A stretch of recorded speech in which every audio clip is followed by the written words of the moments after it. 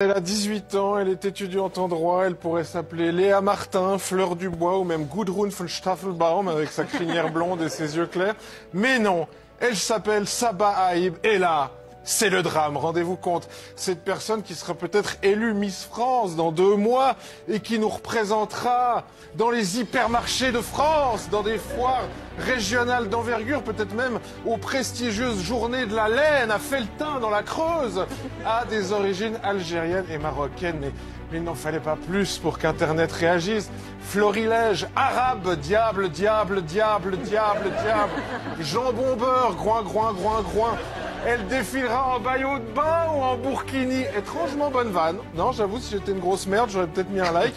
Le Nord-Pas-de-Calais, c'est en Algérie? Non, parce qu'on se demande, il y a un rapport à ses origines. Vous avez compris l'astuce? Bon, après, c'est vrai que dans le Nord, avoir une nouvelle souche sanguine, c'est toujours un petit événement. Hein, quand t'es métisse, moitié ton père, moitié ta tante, t'es vite bouleversé par l'exotisme. Mais après, il faut aussi voir le bon côté des choses. Le concours de Miss France évolue. Hein. Avant, on jugeait les femmes uniquement sur leur physique. Maintenant, on les juge aussi sur leurs origines. Les critères s'élargissent. On va de l'avant. Alors, la petite Miss s'est défendue sur les réseaux. La petite Miss. Pardon, à chaque fois que je dis Miss, j'ai l'impression d'être un de ces gros ringards qu'appellent les meufs les Miss. Ah, les Miss!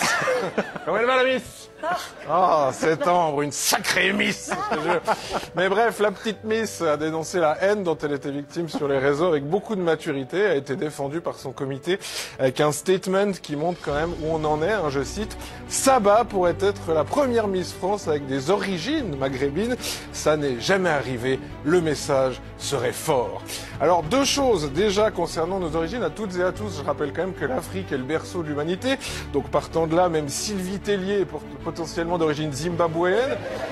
Et ensuite, pardon, mais le message serait fort. Fort de quoi? Je veux dire, on en est à quoi? 6 générations d'Algériens en France qui ont bossé, payé des impôts, qui ont combattu à la guerre aux côtés de la France. Et en 2024, même avec les yeux clairs, la seule façon d'être considéré comme français, c'est d'être le meilleur footballeur de l'histoire. Ironique vision du progrès quand on sait que le concours de Miss France aura cette année lieu au Futuroscope. Enfin, ironique ou pas, hein, c'est vrai que le Futuroscope ressemble quand même vachement moins au futur que ce que Geneviève de Fontenay ressemblait à Boy George.